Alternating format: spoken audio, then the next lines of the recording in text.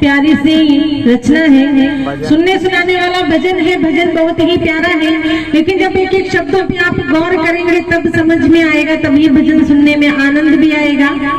तो आइए, ये जो मैं भजन गाने चल रही हूँ, गाने जा रही हूँ, इसमें बात समय की गई है और महाभारत से एक छोटी सी रचना ली गई है।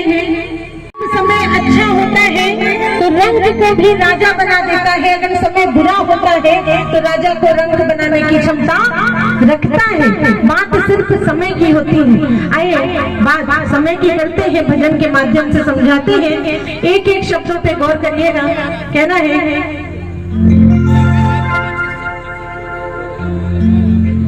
रेडी चलो। समय की आंधी रुक नहीं सकती किसी के रोके से, और धर्म की ज्योति बुझ न सकी तूफान के झोंके से। उसी क्या कोई मिटाएगा जिसे भगवान बचाएगा। तालियों के साथ चलते हैं, भजन बहुत प्यारा है, सुनिएगा। कहना है, समय की आंधी रुक नहीं सकती, समय की आंधी रुक नहीं सकती किसी के रोके से, समय की आंधी रुक नहीं सकती तेरे रोके से। और धर्म की ज्योति बुझ न सकी, और धर्म की ज्योति बुझ न सकी तूफान से। उसी क्या कोई मिटाएगा जिसे भगवान बचाएगा। उसी क्या कोई मिटाएगा जिसे भगवान बचाएगा। उसी क्या कोई मिटाएगा जिसे भगवान बचाएगा। जिसे भगवान बचाएगा।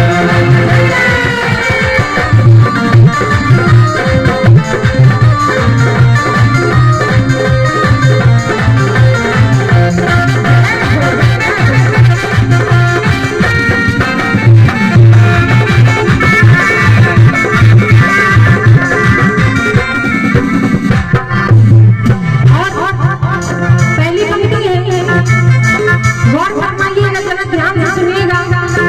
बात महाभारत की है, महाभारत की एक छोटी सी रचना है और बात समय की गई है। कहा गया है,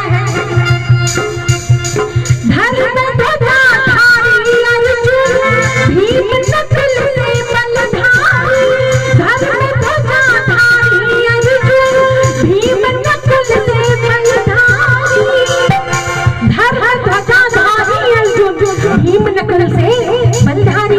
महाभारत में 5 पांडव थे, पांचों धर्म के पुजारी थे, लेकिन पांचों का जब समय खराब था तो फिर क्या हुआ, सुनिएगा। हार गए कौरव से जुए में अपनी घरवाली नारी, अपने घरवाली नारी, अपने घरवाली नारी। धर्म ध्वजाधारी अर्जुन भीम नकुल से बलधारी, हार गए कौरव से जुए में अपनी घरवाली नारी, अपने घरवाली नारी, अपने घरवाली नारी। लेकिन हमारे भारत देश में, हमारे हिंदू धर्म में बहन बेटियों को, माताओं बहनों को ये संस्कार दिए जाते हैं कि पति को परमेश्वर मानो, पति का अपमान मत करो। तो फिर क्या कह रहे हैं, वो द्रौपदी दुलारी क्या करती, द्रौपदी बिचारी, क्या करती, वो द्रौपदी दुलारी क्या करती, द्रौपदी बिचारी, क्या करती। वो द्रौपदी दुलारी क्या करती, द्रौपदी बिचारी क्या करती, क्योंकि उसके पांचों पांडवों का, पांचों पतियों का समय खराब था, वो कुछ करने योग्य नहीं थी। फिर जैसे हरण हुआ मैया सीता का धोखे,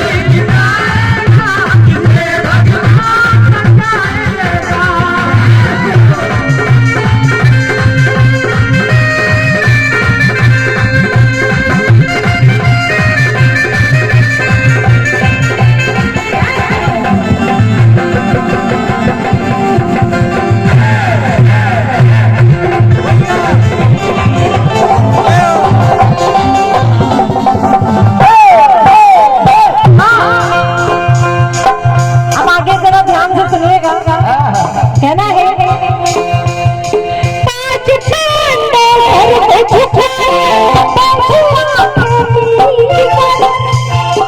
पांडव सर को झुकाए बैठे आते नीच कर क्या करते, क्योंकि उनका समय इतना खराब था, उनका कोई वश नहीं चल रहा था।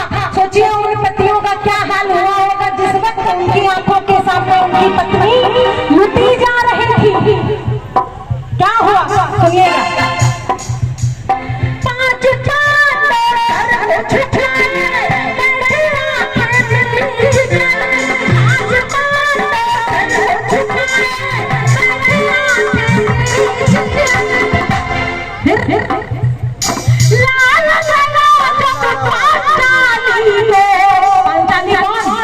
द्रौपदी, 5 पतियों की एक पत्नी द्रौपदी, इसलिए उसको पांचाली कहा जाता था। खुले सच्चे दरबार की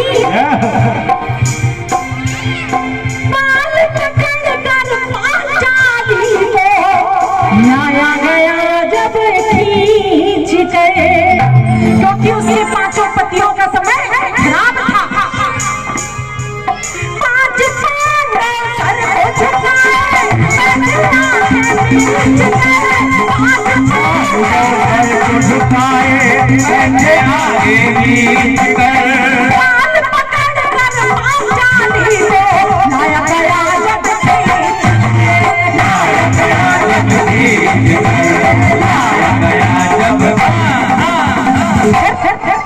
जब ये समस्त घटना हो रही थी तो वहाँ पे समस्त गुरुजन बैठे हुए थे।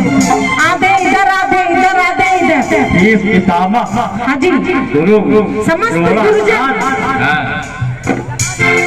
और समस्त गुरुजन बैठे हुए थे।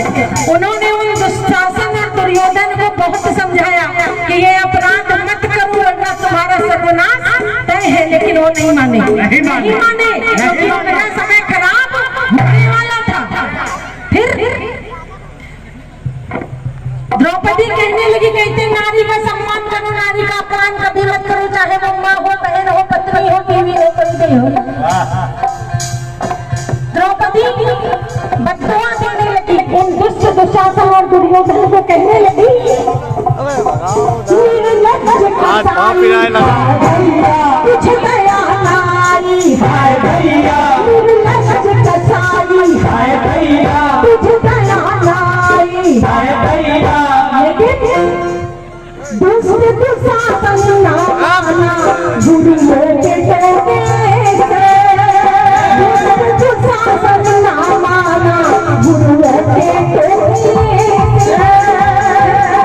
बात नहीं आती है ना, धर्म की ज्योति बुझ न सकी तूफान के झोंकों से। अंत में जीत सच्चाई की ही होती है, बुराई सत्य पे कितना भी हावी क्यों न हो जाए, जीत अंत में सत्य की ही होती है। इसीलिए कहा गया है उसने क्या कोई मिटाएगा जिसे भगवान बचाएगा। और फिर भजन हमारा विश्राम की ओर है, अंतिम पंक्ति है, क्या कहना है। खड़े शिकारी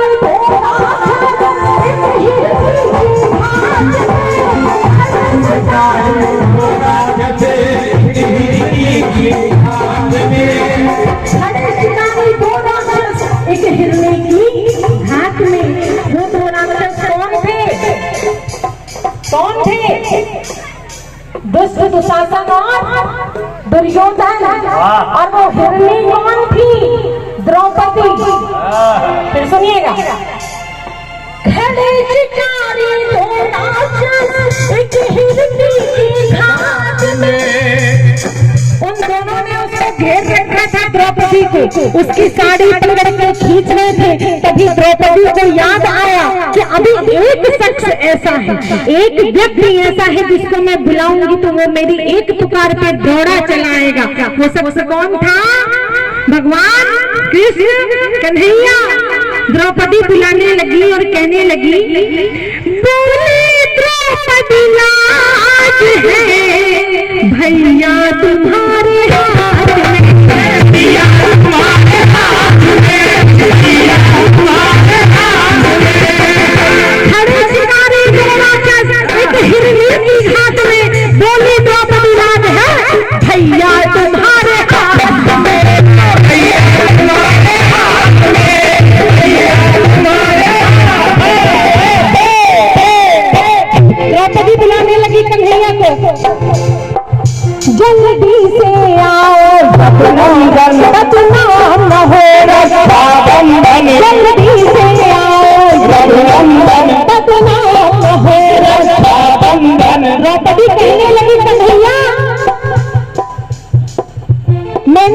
तुम्हारी उंगली में अपनी साड़ी की चीर बांधी थी, जब तुम्हारी उंगली चक्कर से कट गई थी तो मैंने तुम्हारी उस उंगली में चीर बांधी थी।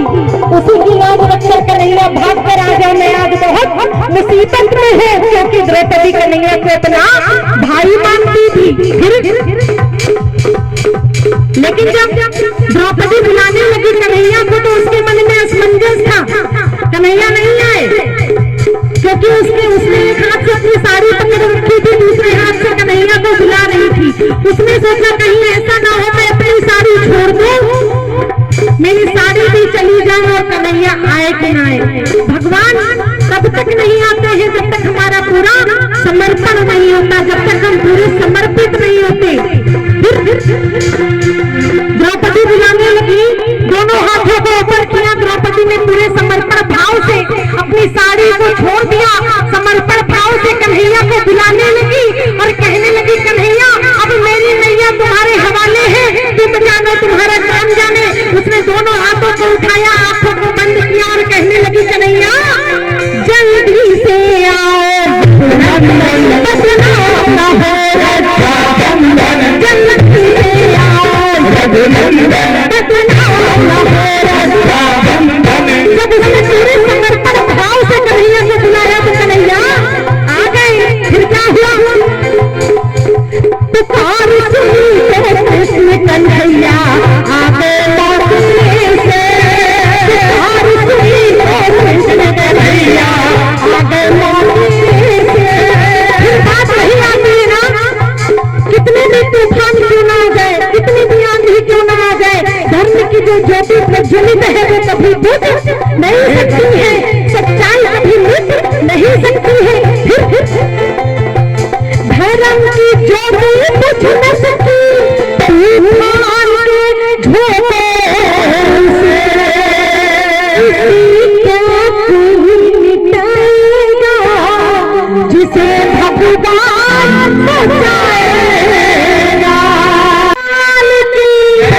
एक बार दोनों हाथ उठाइएगा सीधे सीधे, जैसे द्रौपदी ने उठाए थे, जैसे द्रौपदी ने उठाए थे कन्हैया को बुलाने के लिए, और ताली लगाते हुए कहिए गोविंद बोलो हरि गोपाल, गोविंद बोलो हरि